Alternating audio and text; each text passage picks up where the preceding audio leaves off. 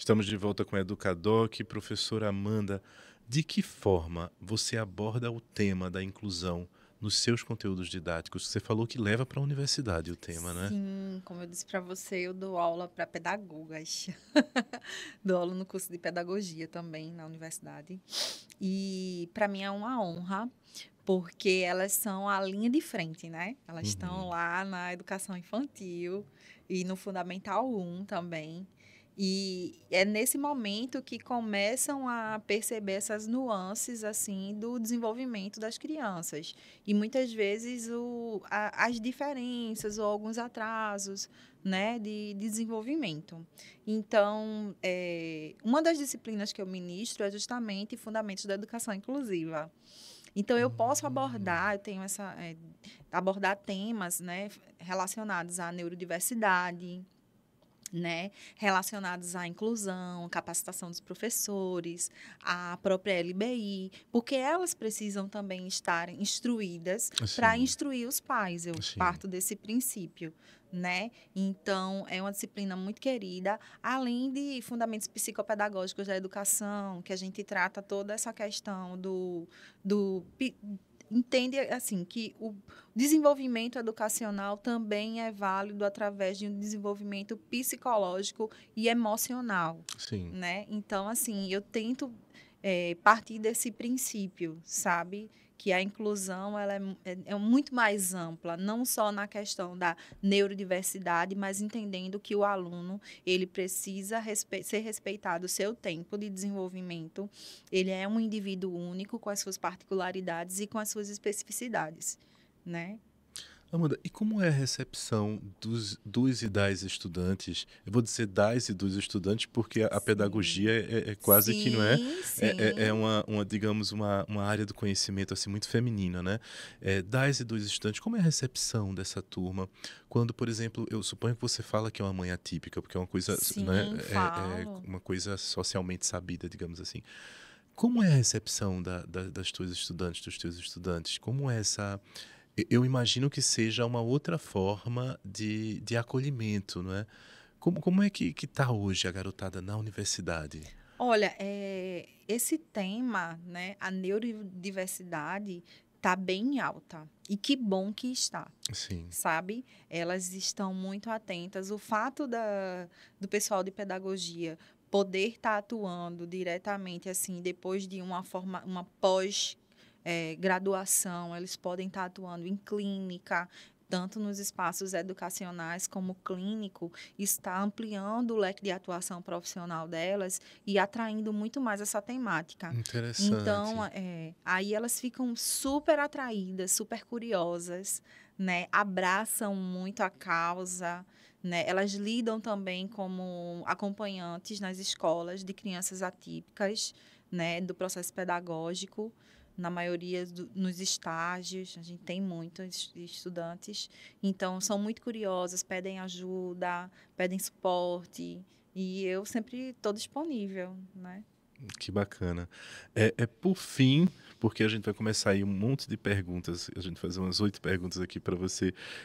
Quais são as melhores práticas para garantir que o ambiente escolar seja inclusivo para estudantes com diferentes tipos de deficiência e o que podemos aprender com as trajetórias e lutas de mães atípicas? Olha, as melhores práticas são aquelas que buscam entender a especificidade do aluno. Então, não existe uma fórmula certa, Uhum. né? Você por exemplo, uma metodologia que vai dar certo com um, não necessariamente vai dar certo para outro, entende? Uhum. Então, você tem que entender qual a questão dessa criança, eu preciso entender a especificidade desse aluno de fato e tentar métodos pedagógicos para ver se vai dar certo, de inclusão. Então, às vezes, o que pode dar certo para um não necessariamente vai dar certo para outro. E aí você vai tentando. Porque a ideia é que seja inclusivo, não é isso? Uhum. Então, para ser inclusivo, você tem que ter diferentes repertórios metodológicos que alcance a todos, né? Perfeito. Agora eu tenho 8 perguntas aqui para te fazer. Amanda, vamos lá. Como os professores podem ser melhor preparados para atender às necessidades de estudantes com deficiência e promover um ambiente de aprendizado equitativo? Então, só existe um caminho, gente, estudar. Não tem outro. Eu, enquanto mãe atípica, eu tive que estudar. Eu era da área de história, migrei para educação, né? Fui fazer um curso em aba para pais, né? Fui fazer psicanálise, estou cursando neuropsico, né? E psicopedagogia para dar esse suporte, né? Para entender que meu filho cada vez mais vai ficando mais complexo as demandas dele, eu preciso estar preparada. Só que hoje não é só para o meu filho, é para as crianças que eu atendo na clínica, é para os alunos que eu tenho na universidade, entendeu? Eu me preparo para todo esse público que eu tenho contato. Então, para o professor é se capacitar, é se qualificar de acordo com a demanda que ele tem. Se ele está com um aluno TOD, vamos ler sobre TOD, transtorno opositor desafiador, baixa um artigo na internet ou faz um curso, tem cursos online, né? Se tem um aluno TEA, vamos estudar sobre autismo, entender quais são os níveis de suporte, né? Ter uma compreensão desse universo. Então, de acordo com a demanda que vai surgindo, obviamente que você não é detentor do saber absoluto, mas de acordo com as demandas, se faz necessário que você esteja qualificado. Amanda, é impressão minha ou as universidades elas estão melhor preparadas para receber esse estudante que tem interesse em conhecer mais sobre educação inclusiva? Porque eu vejo cursos de especialização, eu vejo disciplinas da universidade sendo implementadas específicas para falar sobre educação inclusiva. Isso é uma impressão minha ou realmente acontece? Realmente está acontecendo, e que bom que está acontecendo, né? É porque o mercado está pedindo isso também, profissionais Uhum, qualificados. Então, as universidades, elas são um reflexo do mercado também, né? A grade curricular, houve uma alteração, a gente tem fundamentos da educação inclusiva que antes não tinha. Por exemplo, na época que eu fiz licenciatura, não tinha. E hoje você tem. Pelo menos no curso de pedagogia, que está de frente aí, a ponta da lança, uhum. elas estão com essa disciplina, né?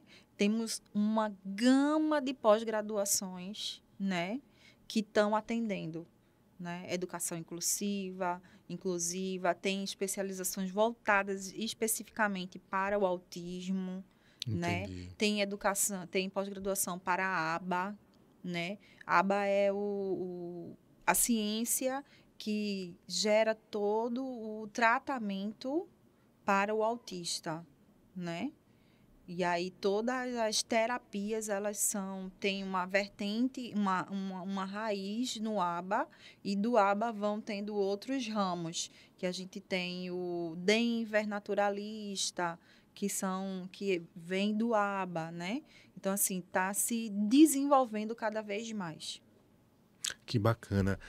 Amanda, que papel as tecnologias assistivas desempenham na inclusão educacional e como as escolas podem integrá-las de maneira eficaz? Então, as tecnologias assistivas, elas são fundamentais para fornecer essa acessibilidade, né? Está diretamente relacionado à acessibilidade. A gente já falou aqui de rampa, a gente já falou de corrimão, cadeira de roda, membros artificiais, PC em braille, né? É, é, eu coloquei outras coisas aqui, mas tudo isso que eu falei para vocês são tecnologias assistivas, porque elas fornecem o quê? Acessibilidade, né? Oportunizam esse indivíduo a ter acesso, né? Seja em instituições educacionais, acesso a espaços, né? A ter uma vida mais funcional, digamos assim, que o Sim. objetivo é esse, é dar funcionabilidade nessa vida desse indivíduo, né? Autonomia. E eu acredito assim, Cláudia Abril esteve aqui com a gente, né, eu estava conversando até contigo antes do programa começar, Uhum. é, é, e ela falando sobre a experiência de um estudante, né? Ele fala assim, olha, eu sou cego, se você me der um computador, eu não vou saber utilizar. Mas se você me der um computador que descreve a tela, eu vou saber utilizá-lo. Então, a inclusão, ela acontece quando ela se dá. Então, não adianta a gente falar sobre inclusão e na prática ela não Não acontecer, acontecer, né? exatamente. E como é que as instituições de ensino elas podem adaptar seus currículos para atender às necessidades de todos e todas, alunos e alunas, incluindo aqueles com deficiência, aquelas com deficiência? Você falou um pouco sobre a universidade, né? Que a universidade tem adaptado o seu currículo, mas como é que é essa adaptação de currículo? Ela tem sido lenta, ela tem sido rápida? As universidades têm acolhido essa demanda de adaptação de currículos? Os estudantes têm buscado, né, que você falou sobre o mundo do trabalho, que existe uma busca dos estudantes das universidades para se especializar mais no tema. Bem, as instituições de ensino, elas podem contribuir fomentando a inclusão,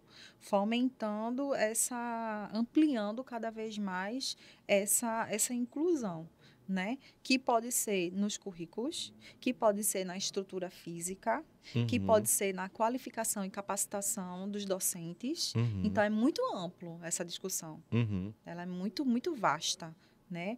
Ou no material didático desse aluno. Então, e assim vai, o céu é o limite. Eu faria aqui uma lista infinita. Mas, assim, está acontecendo essa mudança estrutural, porque vem de estrutura mesmo, Uhum. né? Na grade curricular. A gente pode melhorar? Pode, mas é um processo. É um processo lento e gradativo, né? Até que se concretize, precisa de tempo, né? Como tudo. Como a lei precisa de tempo para se fazer valer de fato, Sim. né? Como a sociedade precisa de tempo para mudar de mentalidade, para entender que esses indivíduos eles podem ser funcionais desde que eles sejam instruídos e capacitados para isso. Se você entende que uma intervenção precoce, quanto mais cedo você consegue diagnosticar, quanto mais cedo você inicia a intervenção, que é um processo terapêutico, mais chances esses indivíduos têm de serem adultos funcionais, de terem uma vida autônoma. Então, tudo é um processo, né? Que bacana. Amanda, qual a importância do apoio psicossocial na inclusão escolar de estudantes com deficiência e como ele pode ser implementado nas escolas? É uma jornada, né? É de fundamental importância a presença de um psicopedagogo nas escolas. Né? A gente sabe que não é uma realidade geral. Pelo menos as instituições particulares, elas conseguem ter, né? Mas as instituições públicas, a gente sabe que existe uma alta demanda, muitas vezes um profissional sobrecarregado, né? Mas seria fundamental, porque o psicopedagogo, ele vai avaliar caso a caso. Ele vai estar dando suporte junto com esse professor, né? Das especificidades desse aluno. Esse aluno tem dificuldade em quê? Ele tem dificuldade em matemática, então vamos elaborar uma atividade adaptada nesse sentido para ele. Ele vai estar dando esse suporte, né? Ou profissional de especializado, né? Uhum. E aí a gente entende que existem realidades distintas de instituições públicas e privadas, né? Mas esse apoio ele é fundamental. Até que a gente chegue no ideal, ainda temos uma trajetória pela frente. Que bacana. E como é que pais e responsáveis podem colaborar com as escolas para promover a inclusão de seus filhos com deficiência? Participando. Não jogando a responsabilidade única e exclusiva para a escola, porque, como eu te disse, é coparticipação, né? Eu te ajudo, tu me ajuda, né? Os pais precisam estar presentes na vida educacional dessa criança. Tentar saber, apurar quais são as dificuldades, para estar dando suporte também, Uhum. né? Porque, imagina, só tem o auxílio em casa, só tem auxílio na escola. Aí, em casa, quando deveria ter o suporte, não tem. Eu entendo que muitas vezes os pais trabalham, né? E não tem, enfim, tem toda uma realidade logística aí. Mas essa criança precisa de suporte. Com Quando se certeza. trata de uma criança, né, com neurodivergências ou com necessidades, né, a gente entende que ela precisa ter um suporte. Então, infelizmente, esse suporte não pode ser limitado ao espaço escolar. A família tem que se fazer presente também. Joia, quais são os principais desafios enfrentados pelas escolas na implementação de políticas de inclusão e como podem ser superados? Desafios, eita, políticas de inclusão. É, é, é difícil, né? É difícil você sair do campo teórico e entrar no prático. A gente sente muito no cotidiano, né? Muitas vezes a falta eu não vou dizer nem da falta de estrutura, sabe? Muitas escolas, por mais que tenham assim iniciativa, mas falta estrutura. Às vezes tem estrutura, não tem iniciativa. Eu acho que a combinação perfeita é você ter uma estrutura e ter iniciativa da instituição. Esse seria o casamento perfeito, né? Joia. Como é que as escolas podem criar um ambiente social e emocionalmente inclusivo para estudantes com deficiência, além da acessibilidade física? Aceitando as diferenças, acolhendo. A palavra-chave é acolhimento. O que os indivíduos precisam é de acolhimento. É de você ser aceito, independente das suas limitações. Eu acho que essa é a grande questão, sabe? Você não ser rotulado pela sua deficiência, você ser acolhido, você ser aceito, você se sentir integrado. Ter o seu tempo respeitado, né? Porque Exatamente. são tempos diferentes. Né? Então, eu acho que o acolhimento é a grande chave, assim, sabe? Quando a gente aprender a respeitar o tempo do outro, o ritmo, as diferenças, né? E acolher, independente de qualquer coisa, eu acho que a gente vai conseguir evoluir um pouquinho na escala.